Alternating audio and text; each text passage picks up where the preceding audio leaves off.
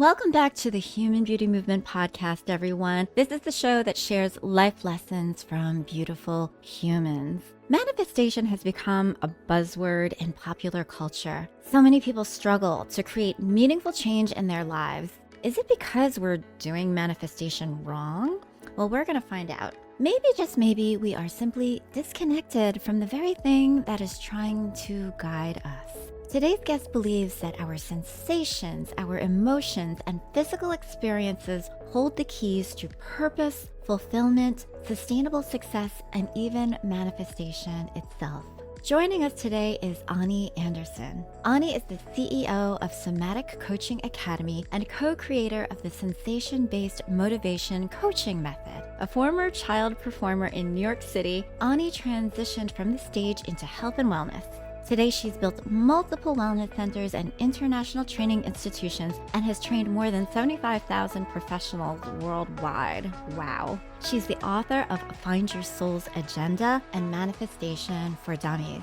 And she is widely recognized for her work in somatic coaching, energy medicine, mindset, and helping high-performing leaders achieve extraordinary results without sacrificing their well-being. In this episode, we're exploring manifestation, purpose, nervous system regulation, burnout, embodiment, our relationship with anger, sustainable success, and why feeling safe in your body may be the missing foundation for everything else you're trying to create. So if you're feeling stuck or exhausted, disconnected from your purpose, or frustrated that your goals seem just out of reach despite your best efforts, this conversation could be a game changer. Let's get into it.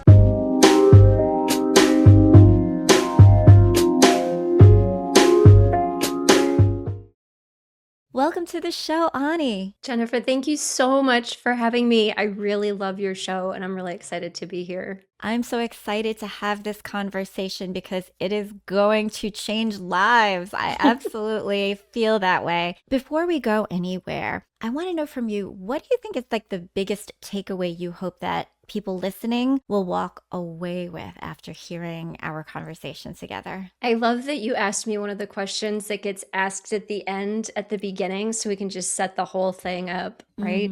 One of the things I hope that people listen for and hear is that nothing is truly negative that's happening. I think it's one of the main blockers when we're developing ourselves, certainly in manifestation, and everything that happens with us, for us, to us is happening for a reason.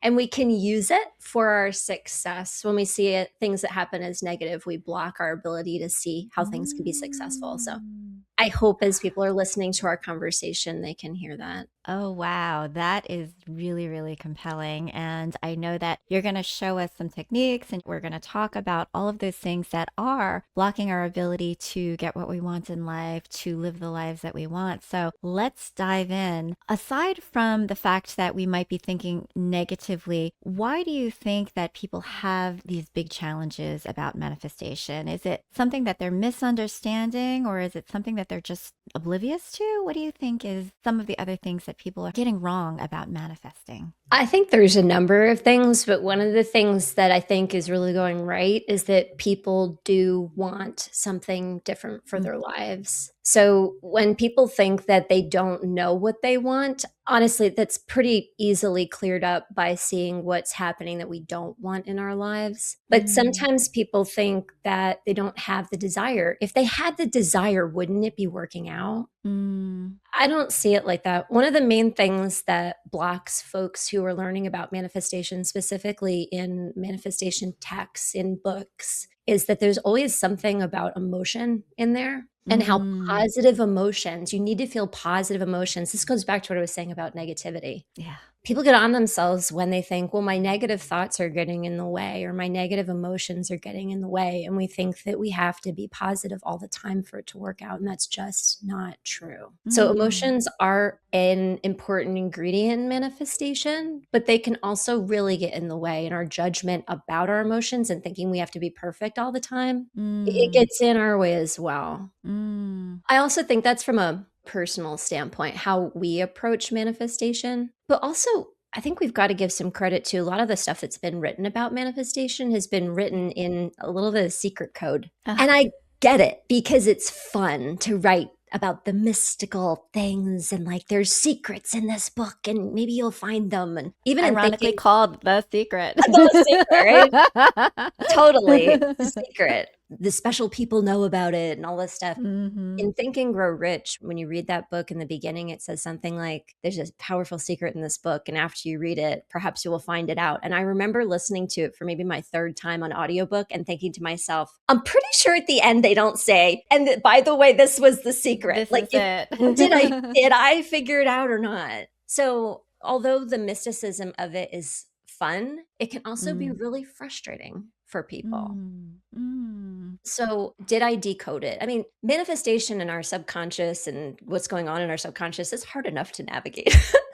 Yeah. So I think that, well, it's one of the things with our new book, Manifestation for Dummies. I hope people find it to be a very practical resource so that they don't feel like they need the decoder ring. Yeah, yeah. I love that you started out with this idea of maybe I don't know what I want and everything seems fuzzy. And then people get down on themselves because they're like, why isn't this clear? I should have it all figured out by now. I should know what I want, especially if you're young or if you're going through midlife crisis, quarter life crisis, whatever it might be these days. It could be at any moment something happens and you're like, where am I? You have this existential crisis about I should be farther along. I should, I could, I would. And so we start shitting on ourselves as we say it. And so that gets us into potentially a negativity spiral. And to your point, it's that emotion, which even further exacerbates the problem of not being able to get what you want and blocking all of this. And then also you mentioned about mysticism and secrets and all of this. And some people just aren't feeling very woo-woo. There are definitely different personality types. People might be more logical, need to have things laid out. They need to be, you know, more see, touch, feel, smell, hear in the five senses. Or there could be others that are very much into the ethereal and the quantum and the astral and have more of a relationship with that. But they too can have blockages in other forms than, you know, and so it can happen to anyone at any time. And I guess the net message is this is normal. It's okay. And here, you know, and here we are.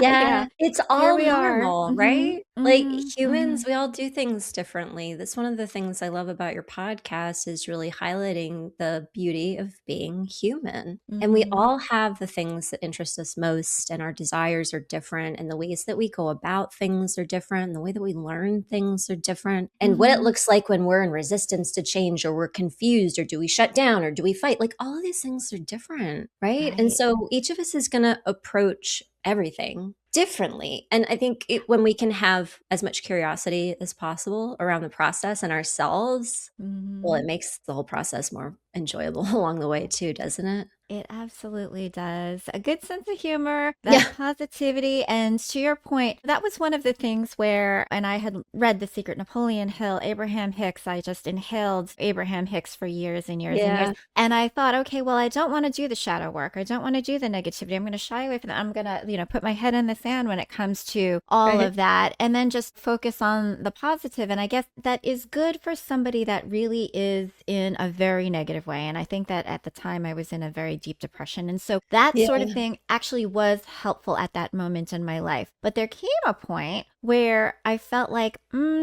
this isn't really getting me to that next level now. There are different stages to the point of different personalities. There are different phases and stages of life where different messages may not resonate with you, and some do. All of a sudden, you might be listening to this podcast and you might hear something that just clicks because you were ready to receive that message. And it may have been given to you by other people in different forms, in different ways, at different times in your life. But all of a sudden, it's like, oh my God, how did I not see? You know, and it just like the clouds part, everything opens up. And so I love that you have Manifestation for Dummies because it really does make it accessible. It makes it okay to not have it all figured out and to take people through very practically, as you were saying, how this all works. So, the Dummies brand is not meant for dummies. It's meant for Wiley does that on purpose because they have like an irreverence to their tone in their books, their Dummies books. They're meant for smart people who are beginners. And one of the things that I think is interesting about manifestation, like yourself, I've been doing manifestation, studying manifestation for a very long time, but I would still consider myself a beginner because beginner's mindset always allows us to learn something, right? Absolutely. I think with any topic that's true, specifically with manifestation. So I kind of feel like there's a tongue-in-cheek joke around manifestation for dummies and how they're for beginners because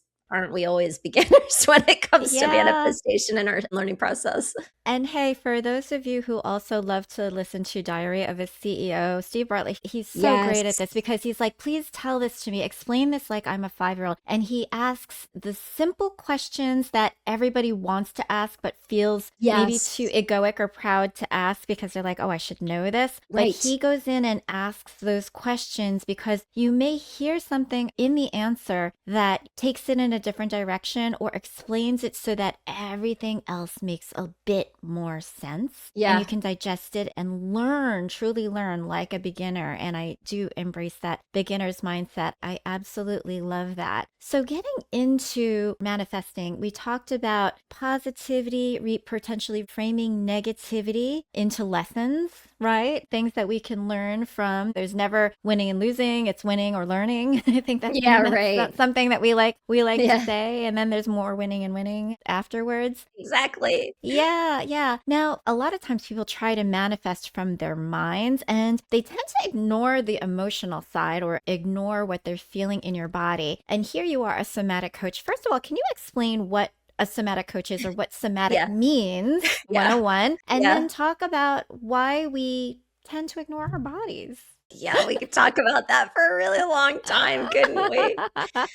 So somatic does mean body, and if you look up somatic or you talk to 20 people who do somatic work, you're gonna hear a different flavor about what somatic really does mean in alignment with the kind of work that they do. At the Somatic Coaching Academy, we do sensation-based work, so you're gonna hear me talk a lot about sensations, but somatic really is just about the body. Now, the somatic movement is growing tremendously. It's oftentimes associated with therapy. My background is in somatic therapeutics, and then I moved into somatic coaching Mm. via coaching. Mm-hmm. So when you're listening to somebody talk about somatics, be interested to hear, are they coming from a somatic therapeutic lens or a somatic coaching lens? Maybe that's just me being a nerd about it, but I think it's really interesting to see the differences there. The other thing about somatics is some people who do somatics put their hands on the body and some people don't. Like Mm. if you're not a licensed professional, like a massage therapist, for example, you might not put your hands on the body. When we train people to be somatic coaches at the Somatic Coaching Academy, we do no hands on because the people we're working Mm. with are not licensed to touch. Got it. As a person who is licensed to touch, I could do somatic hands on.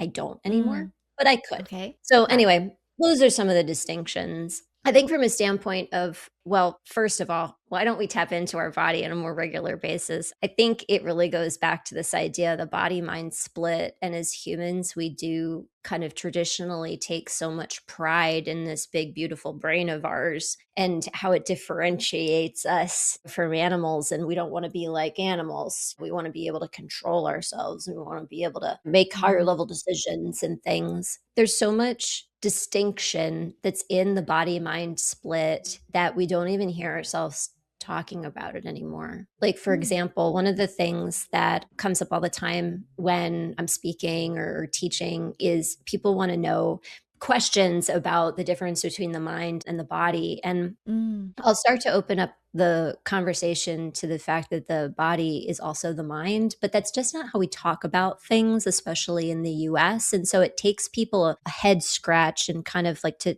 start to try on this perspective. But let's say this. If mind meant intelligence and not brain, if it Mm. meant information, if mind means information, then we get information from all kinds of places, don't we? Like we get information Mm-hmm. from our heart, we get information from our guts, we get information Mm. from our intuition, we get Mm. information from all kinds of places. I think one of the biggest disconnects in manifestation, well, and a lot of different subjects, but is this idea that the information we get from our intellect or from our talking mind, the part of us that talks in our head, is somehow smarter than the rest. I mean, for you, Jennifer, can you remember a time when maybe you made a decision from your heart space or your gut space and you just had a knowing about it? What I would consider the wise ones. Right? And that's the thing about manifestation, because if we want to manifest things in our life, this idea of knowing and certainty is really important. And it's not just an idea, it's a feeling. We have a saying here, it's what you feel that makes it real. I mean, how do you know that you're certain about something? Because it feels like something. You feel certain. It's not just the voice in your head says, I'm certain. It feels like something. It's what we feel that makes it real. And so when we really embrace this new idea that we are so intelligent in so many different ways, I mean, it's kind of mind blowing. And it does help us harness our power for sure, because then we're able to tap into our complete intelligence as human rather than a partial intelligence and maybe just what's going on in the intellect. I think that to your point, a lot of us have been trained to override feelings because sometimes people feel that feelings are the lowest common denominator. Like, oh, I don't feel like getting up today, or I don't feel like going to the gym. So what if we followed those feelings? Is that really the healthiest thing and that is in our best interest? And so we have been trained to cause an override or like a short-term suffering for the long-term gain. And that's possibly why a lot of times we don't trust our feelings, or we inhibit them, we push them down, we ignore them because we feel that in order to be a professional, mature, adult, intelligent human being, oh, we have to be able to withstand and endure really hard things, things that don't feel so good, but they're Yeah. going to be in our best interest in the long run. Yeah. How do we coalesce these things? Oh my gosh. Well, we've been taught that, right? I mean, as soon Yeah. as kids start to go to school, they're taught to sit still. They're Mm-hmm. taught to be quiet. And we're taught Mm-hmm. that to be good means to suppress how we feel. Mm-hmm. Yeah. Don't Yeah. wiggle. But what if I feel like I need to Behavior. wiggle? You can only go to the bathroom when you raise your hand. You can't eat now. It's not lunch, but I'm hungry. We learn to suppress those things very early, and we learn as a part of our society, to your point, that that's how you become not just a successful human, but an acceptable human, Yeah. is to Yeah. suppress. One of the things that I was smiling so broadly as you were talking about, for example, I don't want to get out of bed to exercise. One of my favorite things to do with clients or to see our students experience in my work is to encourage them to do something that feels wrong and see if they can enjoy it. Just completely let go into the experience of enjoyment. For example, I get up out of bed and I know I should exercise, but I don't want to. And I would encourage a student or a client to the next day wake up, feel like they don't want to exercise and don't. And feel what that feels like to be in total acceptance. Is it even possible to be in total acceptance of the fact I don't feel like it? And allow yourself to make those feelings of not feeling like it even bigger. Magnify them. See what happens next. What judgments come up? What stories come up? Maybe there's catharsis that comes up. Maybe you want to just laugh at how amazing that is to feel like super lazy or whatever. It's one of my favorite experiments to do with clients and students, and to watch people go through, because as we describe that, a lot of times people will just take a step back and be like, wait, what do you mean do what my body wants to do? We call it empowering the no. So there's something in the body that's saying no, but we're taught to override it. So when we learn to empower our own no, we can be really powerful. I remember one of the first times I really experienced this for myself consciously. I was going through a part of my life that was really challenging. I'd gotten divorce. It was very public, lots of judgment, and a very quick turnaround into a new relationship and blending a family. It was really, really hard. I was angry a lot. And I was getting some coaching for myself at the time and therapy. I was doing a little bit of everything to help myself. And I remember a coach who was probably frustrated with me, trying to help me to not be so angry. And they said something like, would you rather be angry or happy? Like, you have a choice. Like, what would you rather choose? And I knew what the right answer was. I knew that I should say that I would rather let my anger go, but I didn't want to choose that. I wanted to empower myself to say, no, I'm going to choose being angry right now because I really am. Like, it's really what's true for me. And so I told them I want to be angry. And it was one of the most empowering decisions of my life. It was so cool. So we talk about this idea that like maybe your body is actually giving you some wise wisdom. It probably is to pay attention to. And what if you listen to it and then go into it? What will happen next? I mean, we don't know until we go into it, but it's been my experience over the years as we've done this with clients and students that what happens next is like miraculous. What happens is an opening. What happens is more of what they do want in their lives. But again, to your point, they've been suppressing.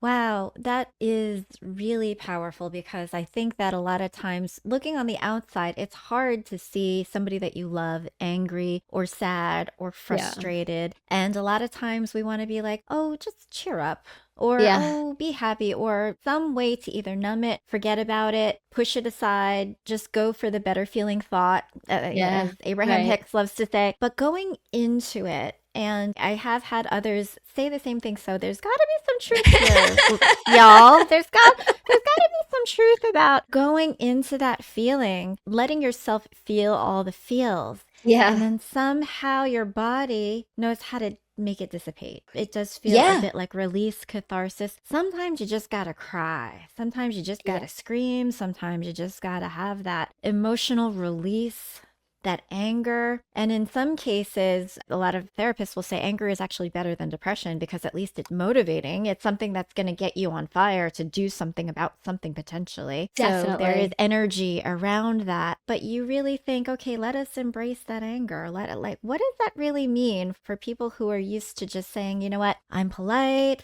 society. I'm not an angry person. I don't get road rage. That's not me. How should we be in touch and okay with being angry? So one thing is, don't poke the bear when there's nothing to poke. Like if you feel angry, I mean, say it to yourself, I wonder what it would be like if I let myself experience just a little bit more of this. Just a little bit. Like go into somewhere safe, like your room where there's a lock on the door, or the bathroom, or your car, go for a drive, and allow yourself to experience just a little bit more. If you're experiencing it organically already, there's plenty of people who have suppressed their anger for so long they do not feel it. When that happens, they are projecting it. So they will not be happy about the other person who has road rage, or the person in their own life who seems to be angry a lot or negative a lot.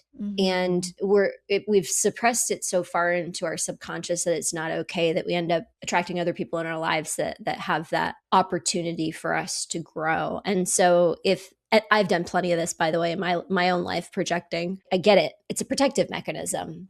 So if that's what's happening with anger and you're projecting, I would encourage you to sit with that for a minute and say something like, what I see in the other must be present in myself. Where is it? Or what makes me angry about the anger that they're experiencing, or something like that? Or what is stimulated in me when they're upset? And we'll find our own sensations. The other thing is, one of the really tenets about the work that we do at the Somatic Coaching Academy, the sensation-based approach, is we're talking about anger from a standpoint of any emotion.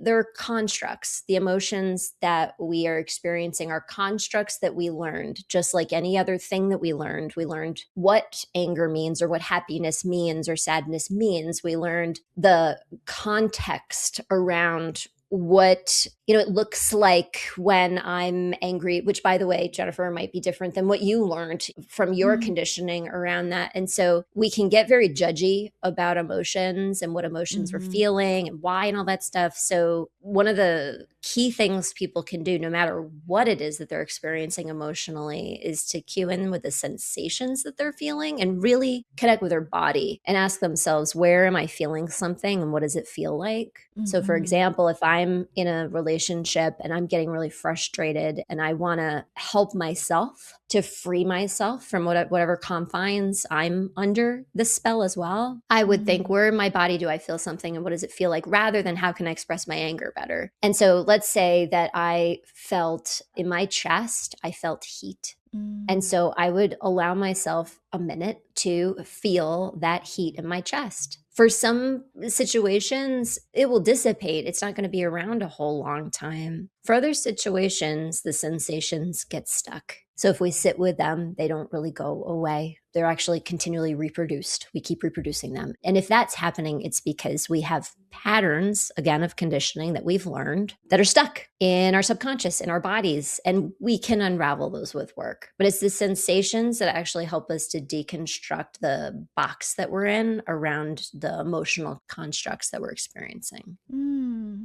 That is so interesting. I think since Bessel van der Kolk and Yeah. the body keeps the score, it seems like there has been this real interest in getting more in touch with the body. And I Yeah. love how that is described as like, where in your body do you feel it? Is there a heat, like hot, cold? Is there tension? Is there constriction? Is there like a sour feeling? It's like try to put as Yeah. many words around that feeling as you can and go into it and discover it and let your curiosity take you there Yeah. and know what that is. What is the body supposed to do after that?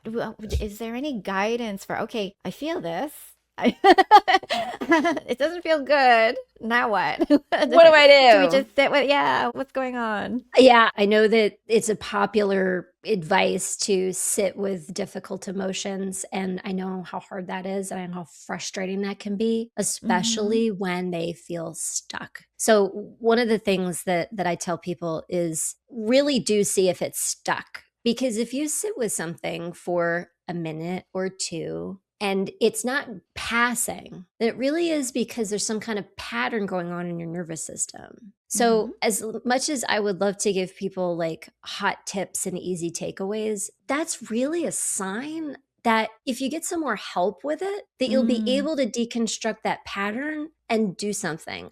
I know that we like to do as much do it yourself as possible, but that really is a sign that you should get some help. And the reason I say Mm. that too is because if we try to deconstruct our subconscious conditioning by ourselves, it's really hard. Yeah. And it takes a really long time. And it's very frustrating. And the frustrating parts of it can help to drive those patterns into our subconscious more deeply. So, getting some help Mm. with it will allow us to unlock our subconscious and move forward and move into something new more quickly, actually less expensively, and all of that stuff. But the idea is sit with it and see if it passes, because an emotion actually is supposed to pass. If Mm. it doesn't pass, it means that our nervous system is recreating it. It's actually in a habit pattern that we're used to. And so we need to Yeah. disconnect it somehow. Yeah. Sometimes people can do that with like reframes and things like that. Actually, I'll tell you about a somatic reframe. So people know more about intellectual reframes. A reframe from an intellectual perspective would be like thinking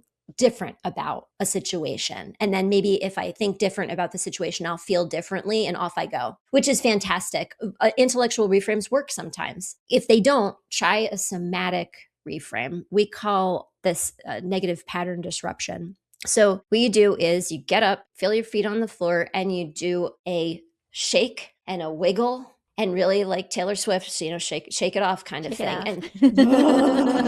And and really, really shake your body around. Again, Ah. if you're feeling something that's hard and the emotion passes, great. You just did a somatic reframe and you allowed it to pass on through. Maybe you'll have an intellectual epiphany. Oh, I should do this or that, or that's what this or that means. That's great if that happens. It's not the goal, but maybe it'll happen. Otherwise, maybe you'll just let it go and it'll pass. That's awesome. But anytime emotions are stuck, it means there's patterns that play in our subconscious. And our subconscious mind is such a large piece of our body mind. It's like most of our mind power, right? Yeah. So, yeah. So that's if they're really stuck, that's time to get help. Ooh, thank you for that. I often know that people try to look at podcasts and listen to them because they want to get those quick fixes. But in Yeah. reality, healing it's a very personal journey and it is something where yeah, if there are these loops that you keep reliving, these Yeah. emotions that keep resurfacing, these moments where something will trigger you at any given time, at any given place. Yeah, there's something there that can be looked into a bit further, and seeking some guidance, professional help is really the best choice to make, I think, in those moments, because that it does show that perhaps you can't do it on your own and you're not expected to do it on your own. Right, and maybe we're not Because, supposed to, you yeah. know? Mm-hmm. Yeah, and there's Mm-hmm. tons of professionals that do this kind of work nowadays. There's coaches and there's therapists, and you can find people that match you and help you with what you wanna do. Yeah. For so many people I hear so often, getting over that hump of asking for help is Mm-hmm. so hard for people. And there's vulnerability and potential humiliation or embarrassment about what we're experiencing, and maybe that we've experienced it over and over and over again. Yeah. I have to tell you a really interesting story that just Yeah. happened to me, like probably 2 days ago. Yesterday I just got back from a vacation and I was in Paris for a couple weeks. Oh, And fun. while I was there, the whole thing was absolutely incredible. I mean, it was like a Mm. dream come true. And I was there with my boyfriend, and he surprised me with tickets to a theater. And he's like, I'm not going to tell you what it is, where the theater is, what it is. It's just going to be a surprise. And I was like, oh my God, this is so romantic. How nice. And we get there, and the funniest thing, and here I am thinking I've done all this healing work, I've done all the things, I am Right. totally. I see the name of the theater, and it was named after this actress. I think it's Sarah Bernhardt, if I'm Mm. not mistaken, who was a dramatic theater actress. And all of a sudden, I was taken back to this time when I was a little girl, Oh my gosh. because I would cry a lot when I was Yeah. young. And Oh, my mom, as a way to like teach me a lesson, or like to just like do away with, she would call me that name. She would say, yeah. stop being Sarah Bernhardt. And it was something that she would say to me all the time when I cried. And so it Yeah. hurt my feelings, not like I really knew who the heck this was, but it Right. was something where I felt that the emotion of discarding and making fun or calling me this dismissive name, all of a sudden it brought me back. I see the name of the theater, and my heart just Yeah, right. soured up, tensed up, constricted. And when we went into the theater, he's like, what's wrong? What happened? And, Yeah. yeah, and I'm like, I'm so happy to be here. And I want to just tell you that, do you know who this actress is, who this name is? And he told me, and I said, yeah, it's associated with this name that's not so pleasant. He's like, I'm so sorry. I was like, you would never know that. You would never know. No. Yeah. But the funny thing is that we watched the show, and it was horrible. It was Oh, like, get out of here. and Really? out of that, it was ridiculous. It was terrible. Like it Uh-huh. was almost like laughably bad. Uh-huh. And then at the end of it, I was like, it's really interesting. Now I have this ridiculous, hilarious association with that dramatic name that all of a sudden Yes. feels like catharsis. And he was mortified because he was like, that was such a mistake. I shouldn't have taken you there. It was a terrible show. I was like, you have no idea how healing that was. Right? Like, what a And I'm gift, like, you right? would never know. You would not know to take me to this theater. You would not know what you just did. You would not know that this was going to be the worst, one of the worst Yeah. shows of our lives. Yeah. But we laughed. I mean, afterwards, it was hysterical, like the ridiculousness of the feeling, the Yeah. associations that were built, and the drama of it all, and the interplay. And I was like, you know what? I just feel like my soul has been healed a Oh little my bit. gosh. And then I just all of a sudden had like this warm, hilarious kind of feeling in my heart. And I was like, that has been in there, buried in there for like 50 Long years. time, right? It's been there for a really long time. And for Yeah. it to suddenly be released like that, I was like, this is just meant to be. It really, sometimes things like that just happen. So What a pay gift. attention to it. Yeah, yeah. I wanted Yeah. to tell that because thinking about somatics and that it just happened. So it's just, something that happened to me, but it's an invitation for our listeners to think about things, and perhaps it is a reframe. To me, that was a Yes. complete emotional reframe. Yes. Oddly, that happened, and I was able to somehow have, and it was subconscious, but then all of a sudden I allowed I think somehow my conscious became, Yes. noticed it, and was aware of it, and it was okay. I realized, oh my God, Yes. I don't feel this pain in my heart anymore. I don't feel this insult, this associated with this name anymore. Actually, it's hilarious. It's actually funny. It's so good, Yeah. especially since it was a surprise. Mm-hmm. Your system doesn't have time to really react to try and figure the whole thing out. So your system experienced Mm. the feelings of, oh my gosh, this name, but then you had the reframe, the somatic Mm-hmm. body reframe, the feeling reframe around it. And now you're never gonna unpair that. Mm-hmm. Unless something else happened. Of course, that would be ridiculous. Yeah. But so now you have these experiences paired, and your soma, your body, your subconscious has these experiences paired. It's such a giant gift, and it brings you to completion. So one of the biggest reasons why patterns get stuck in our bodies is because they're not completed. Yeah. As children, we have things like that. And by the way, I was called that same name, Sarah Bernhardt, when I would cry when I was little. Okay. So it wasn't just your mom. They must have been listening to the same radio station. I don't know. It was on what was Phil Donahue or something. Okay.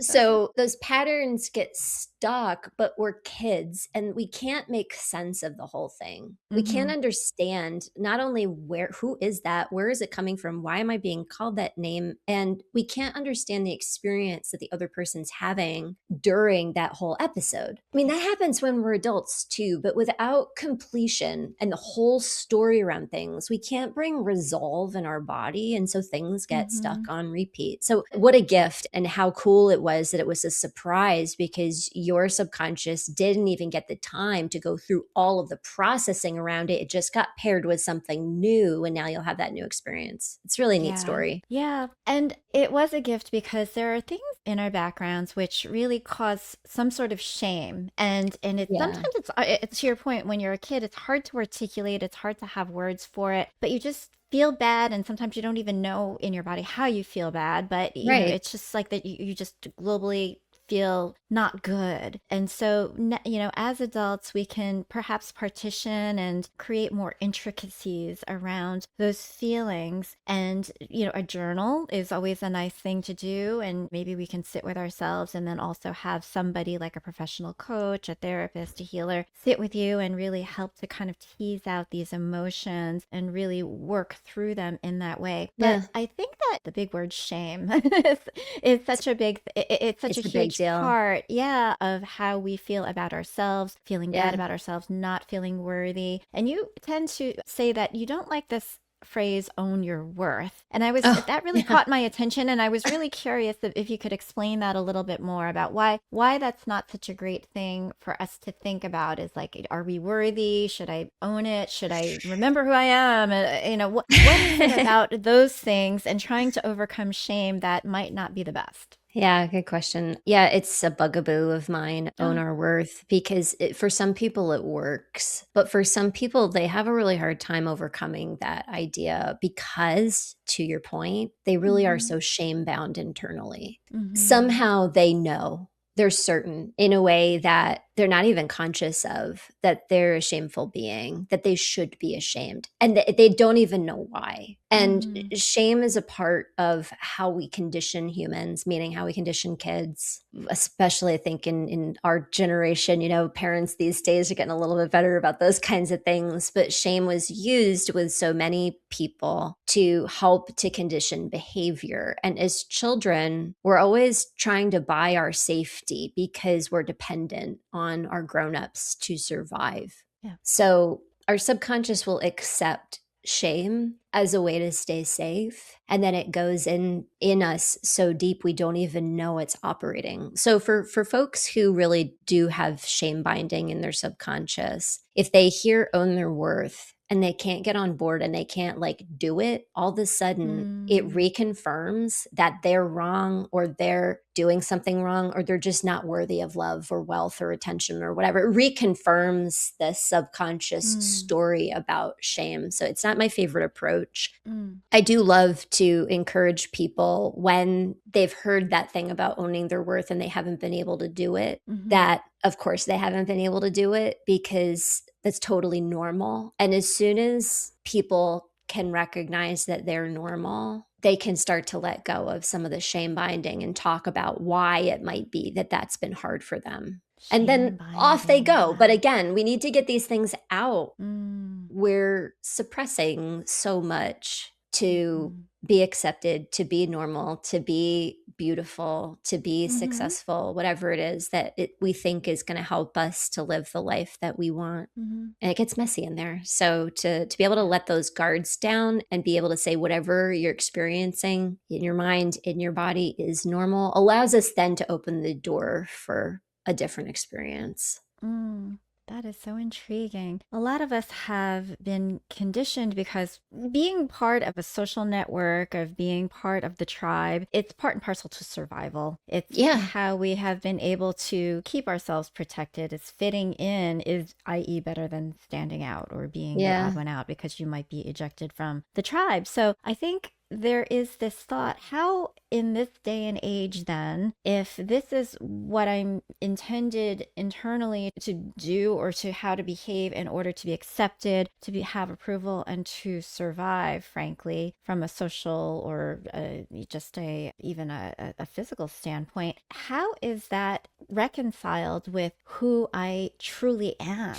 How how do I even distinguish that? How do I know? Is this something that we find or is it something that we uncover? It seems so hard for us to tease this all out. What do you think? Or Well, what do I you think know? I think it comes down to sensations. I mean, that's the experience that I've had in my professional life, and this is what I mean. If we're talking about the sensations that a person is experiencing in any moment, the heat in the chest, the tingles in the belly, or the butterflies, or the tension in the shoulders, we're talking about the base level experience of a person's physiology, and we're taking out the storylines that get us really, really wrapped up. So when we're talking about emotions, we have the sensations as a part of that, but we also have all of these narratives and stories. And by the way, they're not just ours, they're our Mm. parents and our parents' parents and societies and the marketing we grew up with, and all of these stories that are a part of the whole thing. And it makes it very complicated, dare I might say impossible to unravel. Mm. But how do we really live a human, authentic experience where we're also not afraid that if I show up, that I'm not going to be rejected by others? I think a huge part of it is sensations, because if I am feeling in my body that I am unacceptable and I feel that as a tension in my solar plexus, well, anytime I go out in the world and I know to talk the language of sensations and I can identify myself and say, I have a tension in my solar plexus. That means nothing about who I am, what you think of me, what I'm wearing, the situation, whatever. It just means that I have tension in my solar plexus. And by the way, this is an experience that has happened for me a number of times. And I've experienced it over and over. And when I experience it, I breathe into it and I work on releasing it, but also it might come up again. It takes a lot of the complexity of trying to figure out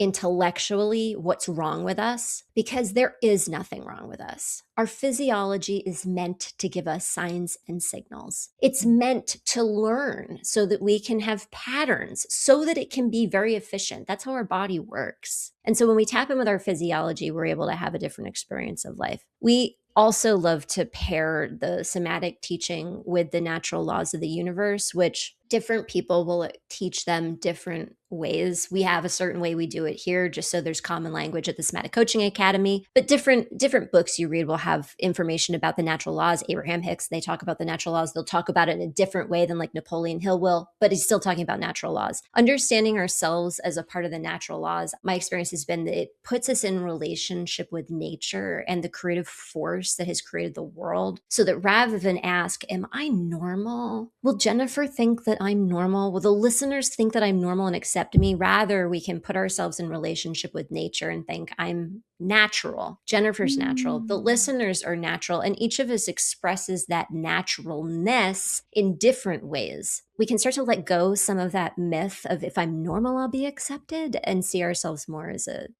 a part of nature. Wow, I love that. Instead of normal, it's think of natural. That's a really beautiful reframe. I Thanks. love It that. works for me. Yeah, no, I'm going to start practicing that for myself as well. I think that is a really, really wonderful idea because nature and what is natural, Yeah, there's so many different forms. It's not one thing, exactly. one size fits all at all, at Not at all. all. Even, Oh, that's if we're beautiful. talking about the difference between flowers and trees, well, obviously there's a Yeah, difference there. But what if we're talking about flowers? There's so many different kinds of flowers. right. We're like that as humans. I think not only Yeah. does it help, that perspective not only helps me to have a really much better self-identity. It really helps me to connect and be a part of life with other people in a very different way, because I'm kind of interested in what kind of flower they are, rather than trying to judge whether or not they belong or I belong with them, or do we fit, or any of that stuff. A daisy and a rose can be in the same garden. It's not like somebody's looking and saying, why are they both there? Precisely, precisely. You might be a daisy, you might be a rose, you might be a hyacinth, or Exactly. yeah, you might be lavender, and all of it deserves a place, and all of it makes the garden more beautiful. That's Yeah. so special. I know that we're coming to a close, and I want to, before we wrap up, Anya, I always ask my guests these common questions, and the first one for you is, what makes you beautiful?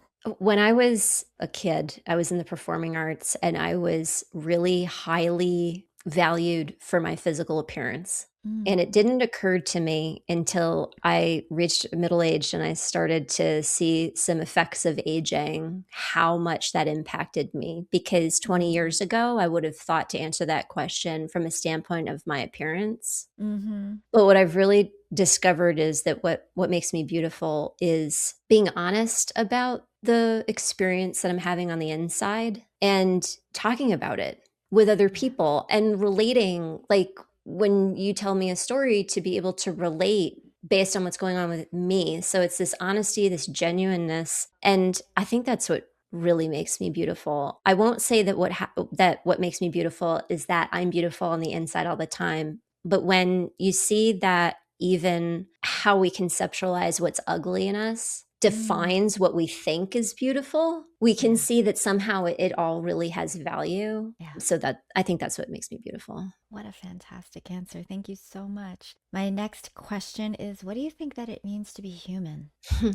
I do think it has a lot about feeling. I think it has a lot to do with feeling as humans, but we also do have these big, beautiful brains that can make meaning around what we're feeling. Love it. I think that's what makes us human, is the feeling and the intellect combined. I think the human potential is about being able to make even better meaning about the feelings that we experience. Oh, so much to learn, so much to know, so much Yeah. to discover. And Yeah. my final question, what is one truth that you live by? Well, I think the truth that I live by is the truth of the natural laws. I practice living by the natural laws. I couldn't pick out one, so I'm going to just pick them all as a one thing, Jennifer. Living by the natural laws, I feel like for me is truth that I can lean into. It's truth that I can learn from all the time and make sense of my life. And so I live the laws. I teach the laws. By teaching the laws, I'm able to live the laws even better every day. There So you go. I'd say that's my truth, is the laws of the universe. The laws of the universe. Ani, I appreciate this conversation so much, because I really feel that it does take a new approach and a deeper understanding of the body as is associated with manifesting and blockages and what might be holding us back, these habit patterns that we might be getting into, and thinking about the different ways that we might be able to approach our lives and flowing so much more freely. Manifestation doesn't mean wishful thinking. It's not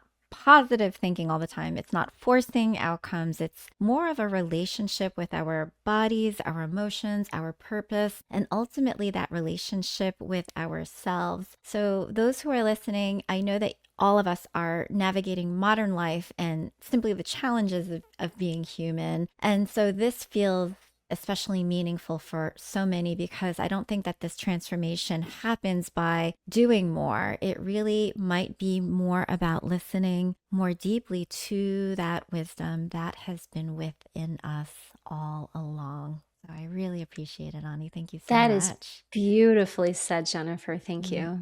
Oh, if anybody would like to learn more about Ani Anderson and her work, please visit Somatic Coaching Academy. That's somaticcoachingacademy.com. If this resonated with you, please subscribe to this episode, share it with somebody whom you think might be interested in it, and please help us to continue spreading love, wisdom, and well-being throughout the world. Until next time, I'm Jennifer Norman, and this is the Human Beauty Movement Podcast. I'll see you in the next episode.